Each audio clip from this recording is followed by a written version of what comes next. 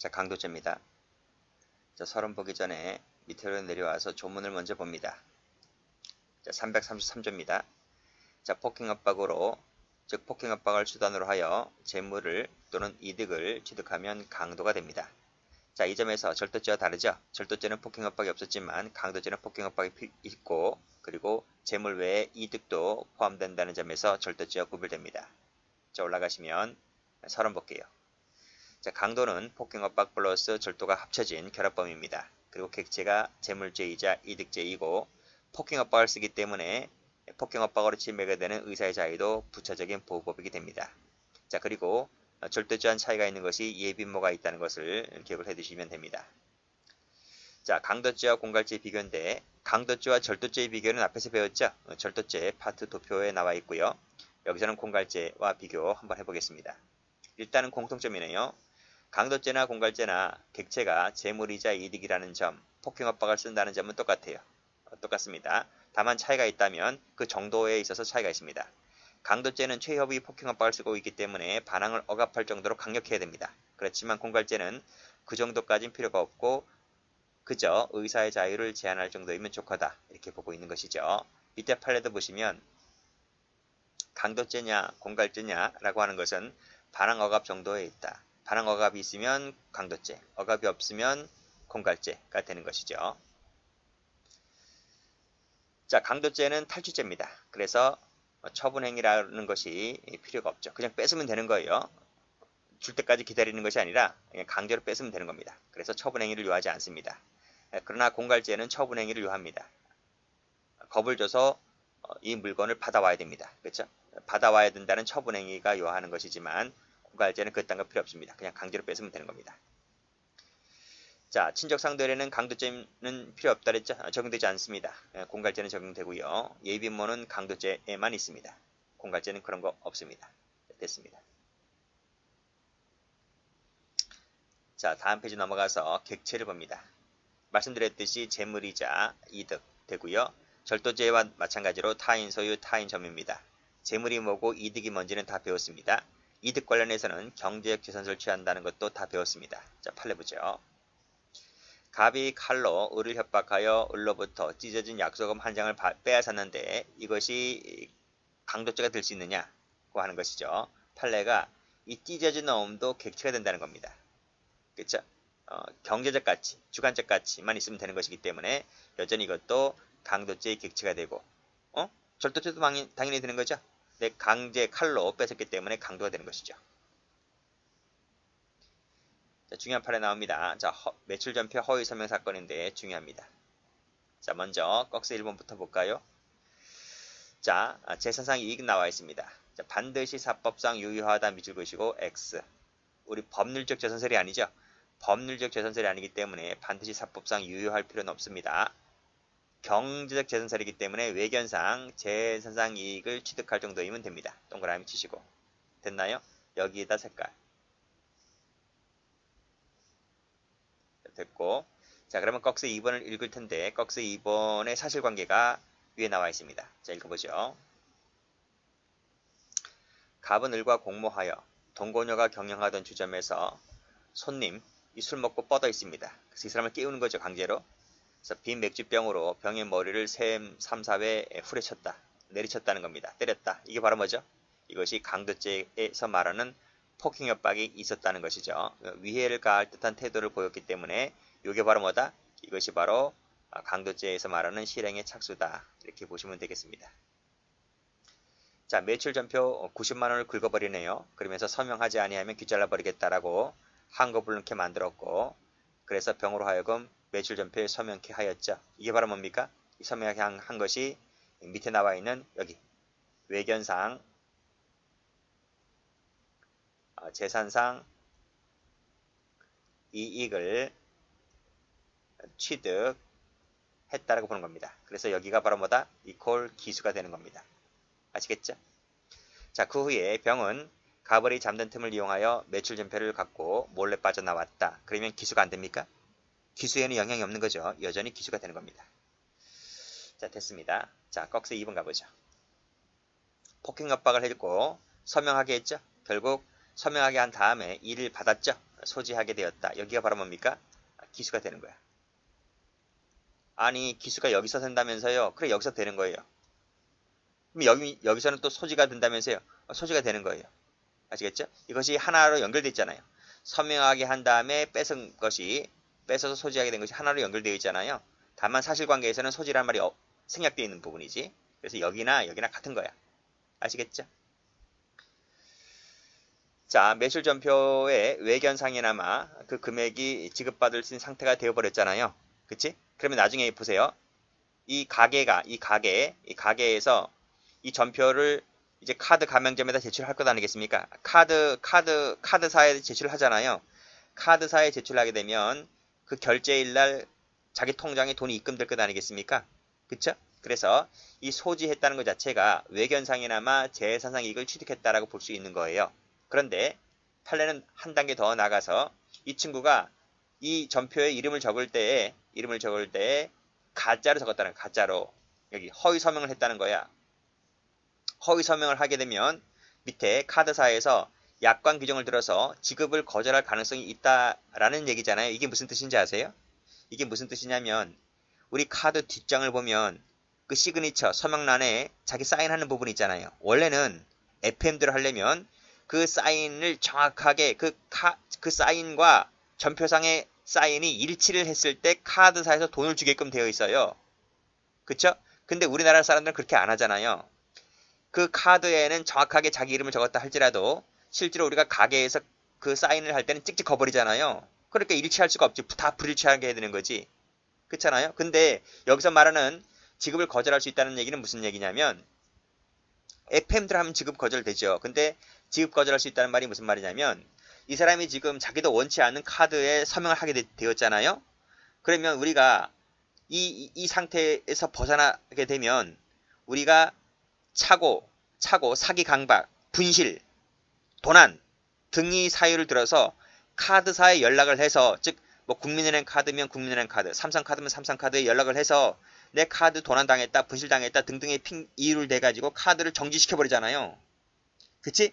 그렇게 되면 설령 먼저 결제가 됐다 할지라도 카드사에서 그것을 확인한 다음에 그 카드의 결제란을 취소시켜버립니다. 취소시켜버리기 때문에 그 말이 마다 지급 거절 가능성이 있다는 얘기예요. 그건 어디까지나 나중 얘기잖아요. 그치? 그렇다 하더라도 이것이 이 허위 서명을 하게 되었고 그 전표를 소지하게 되었다는 것 자체가 외견상이나마 재산상 이익을 취득했다라고 볼 수 있는 것이잖아요. 그럼 여기서 기수가 된다는 거 얘기. 통장에 나중에 자기 통장에 그 전표에 적혀져 있는 그 돈이 입금되어야 기수가 되는 것이 아니라 허위 서명을 하게 되고 전표를 받게 되는 순간 외견상이나마 이득을 취득할 수 있는 관계가 설정이 되었기 때문에 여기서 기수를 잡아버리는 거예요. 통장에 돈이 입금됐을 때가 아니라. 아시겠죠? 그렇게 보시면 되겠습니다. 그래서 마지막 줄에 기수인 것이지 미수라고 하면 틀려요. 미수라고 하면 틀리다. 기출된 적이 있습니다. X.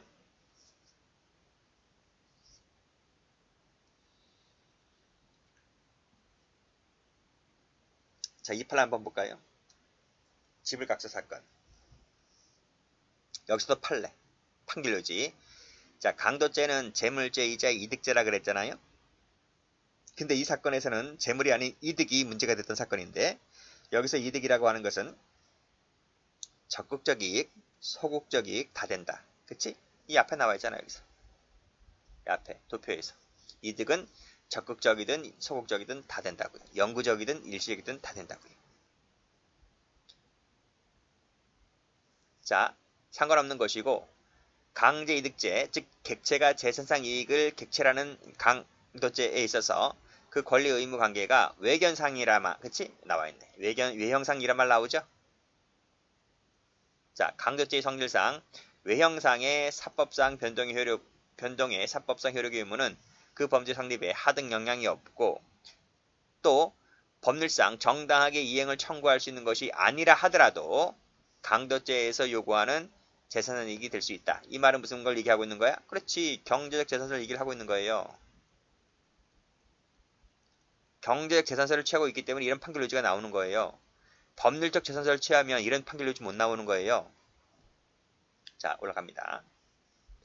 갑은 룸사롱을 동업한 적이 있는 을을 불러오게 한 다음 식칼에 모기를 들이대고 내가 니놈 때문에 손해봤으니 나에게 2천만 원을 지급한다는 내용의 지불각서를 쓰라고 협박하였다. 이 협박이 착수죠. 망설이자 푹 찌르는 거죠. 그래서 지불각서 한 매를 쓰게 한 다음에 이를 취득하였다. 이게 바로 뭐야? 이게 기수인 거지. 그쵸? 기수인 거예요. 외형상이나마 즉 이 지불각서가 정당하게 작성된 것은 아니잖아요. 그치? 정당하게 작성된 것이 아니기 때문에 나중에 뭐 법정에서 이행을 청구할 수 있는 것이 아니라 손치더라도 외형상이나마 2천만 원짜리 지불각서 내용이 들어가 있기 때문에 이 자체가 바로 뭐가 된다? 경제적 이익을 취득했다. 이렇게 보는 것이 판례입니다. 자, 그것을 얘기해 주고 있는 겁니다. 이 사실관계도 출제가 된 적이 있었고요. 판결 노지 자체도 출정된 적이 있기 때문에 기억을 해 두시면 됩니다. 여기 색깔, 여기 색깔 이렇게 보시면 되겠습니다. 자, 이 판례 볼까요? 이 판례도 똑같아요. 사법상 반드시 유효할 필요는 없는 것이고 외형상이나마 이득을 취득할 수 있을 정도이면 족하다. 똑같지? 얘가 똑같아. 자, 그리고 피고인이 공범들과 피해자를 속여서 성매매 대금 명목의 돈을 받고 그랬네요. 성매매 대금 이게 뭐야? 경제적 재산설이야, 그치? 우리 앞에서 얘기했잖아요. 화대라든지 살인 청부 살인 대가라든지 이런 것들도 법적으로는 보호를 받지 못한다 할지라도 경제적 가치가 나가는 것이기 때문에 그 자체가 재산상 이익이 될 수 있다고요, 그치? 그래서 폭행 협박을 통해서 이 돈을 뜯어갔기 때문에 아하 강도죄가 되는 것이구나 이렇게 보시면 되겠습니다. 전부 다 뭐야? 그치? 경제적 재산설을 취하고 있기 때문에 이 죄를 인정하게 되는 것이다. 이렇게 봐주시면 되겠습니다. 자, 다음 페이지. 폭행 협박을 갑니다. 말씀드렸지 최협이라고. 최협이라고 하는 것은 반항을 억압 또는 불가능하게 할 정도이면 됩니다. 이것은 객관적 판단입니다. 자, 현실적 반항이 있음을 요하지 않고 기대되거나 예상되는 반항을 불가능하게 할 정도이면 됩니다. 그래서 장난감 권총도 되는 거야. 그쵸? 장난감 권총인데 상대방이 장난감인 줄 모르잖아. 진짜 총인 줄 알잖아요. 그래서 돈을 주잖아요. 이것이 강도야, 강도. 강도가 된다. 즉 기대되거나 예상되는 반항을 억압할 정도이면 되는 것이다. 그래서 장난감 총을 써도 강도가 될 수 있다. 실제 총이 아닌 장난감 총을 써도 강도가 된다는 내용입니다. 그래서 이 1번을 이 의미를 잘 음미를 해두세요. 그리고 이 반항 불가능은 일반적 반항 불가능을 말합니다. 수단에는 제한이 없죠. 마취제를 쓰거나 수면제를 쓰거나 주류를 써도 강도가 될 수 있습니다. 이 부분은 강간도 똑같지? 강간도 마취제, 수면제 등을 써서 간음을 해버리면 강간이 되는 것과도 같은 이치입니다. 여기 볼까요? 이게 안 나왔네. 다음 페이지 한번 가보세요. 다음 페이지. 여기 1번 판례. 1번 판례에서 약물 나와 있어요. 동그라미. 약물을 탄 오렌지를 먹자마자 정신이 혼미를 해졌다. 강도가 됩니다. 그렇죠? 강도가 된다. 상해 갑니까? 상해 안 가요. 앞에서 말씀드렸잖아. 수면제, 마취제, 주류를 써서 강도할 수 있다고. 근데 수면제, 마취제를 썼다고 해서 강도 상해가 되는 건 아니야. 그치? 하나의 수단일 뿐이지. 그래서 이 죄도 역시 마찬가지로 강도치상죄 하면 틀립니다. 강도죄 그냥 강도죄일 뿐이야. 여기도 마찬가지로 아리반 신경안전제 내화를 탔죠. 이것도 강도죄야. 강도 상해로 가는 것이 아니고. 그리고 최협이 폭행 협박할 때 돌멩이로 안면을 일회 강타해서 가방을 뺏었지. 강도입니다. 발로 등을 세게 찼다. 이것도 강도입니다. 그것이 계획적이든 느닷없이 한 것이라 하더라도 똑같아. 반항을 억압할 정도가 되면 강도가 된다는 것이 판례입니다.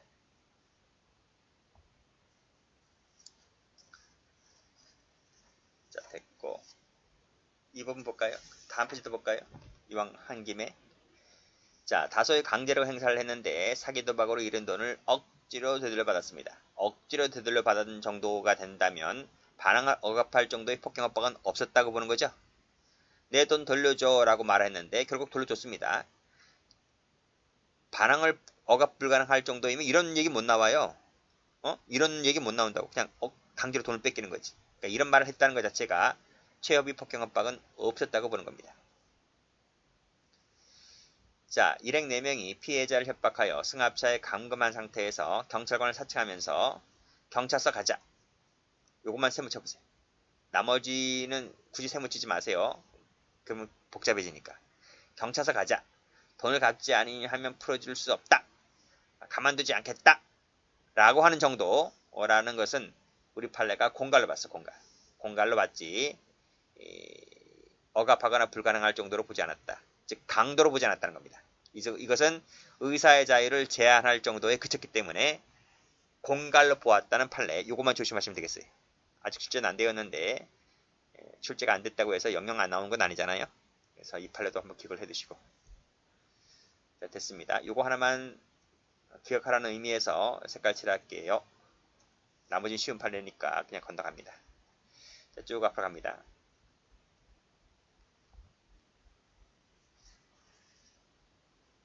여기까지 했지. 그쵸? 자, 그리고 밑에 보시면 여기 정도는 뭐다? 억압 그 다음에 불가능케 할 정도이면 된다. 이걸 뭐라고 합니까? 최협의. 자, 됐고 상대방은 피해자도 되고요. 제3자도 됩니다. 자, 판례 봅니다. 자, 중요한 판례입니다. 별표.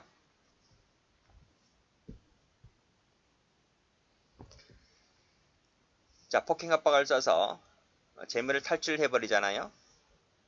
그치? 탈출해버리면 기수가 됩니다. 기수. 왜? 아니, 강도죄는 탈취죄라 하지 않았어요? 편취죄가 아니고. 탈출해버렸기 때문에 여기서 그냥 기수가 돼버립니다. 피해자가 우연히 재물 탈취 사실을 알지 못했다. 아니, 이게 편취죄가 아니라니까? 알든 알지 못하든 폭행압박을 써서 재물 탈취하면 폭행압박을 쓸 때가 착수이고요. 재물 탈취하면 여기서 기수가 돼버려요. 네가 아네 모르는 애가 문제가 아니고. 또 폭행압박 당한 자가 탈취당한 재물의 소유자나 점유자일 것을 요하지도 않아. 왜? 앞서 그랬잖아요. 달라도 된다고. 제3자의 이 경우도 된다고. 폭행압박 당하는 자와 재물 뺏기는 자가 달라도 됩니다.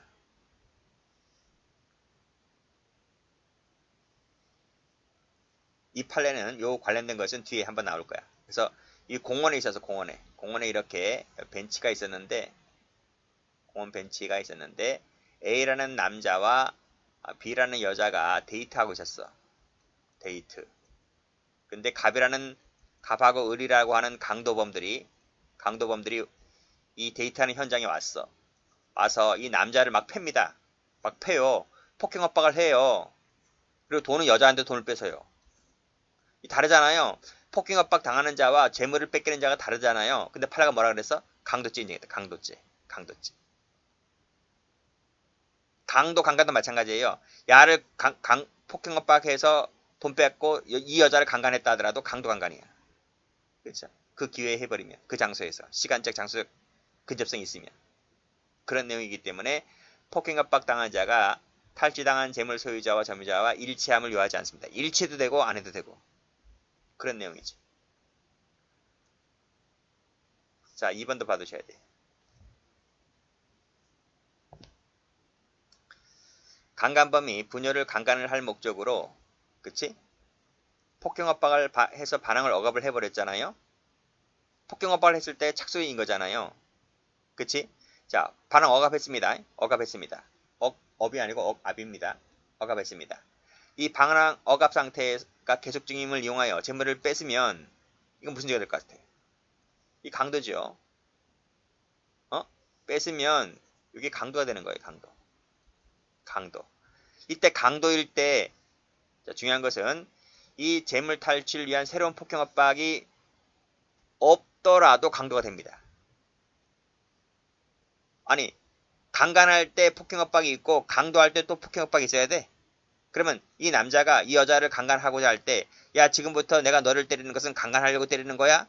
그리고 방언하고 와서 야, 지금부터 때리는 것은 강간이 아니고 제 강도를 위한 폭행 압박이야, 이렇게 말을 하고 때려야 됩니까?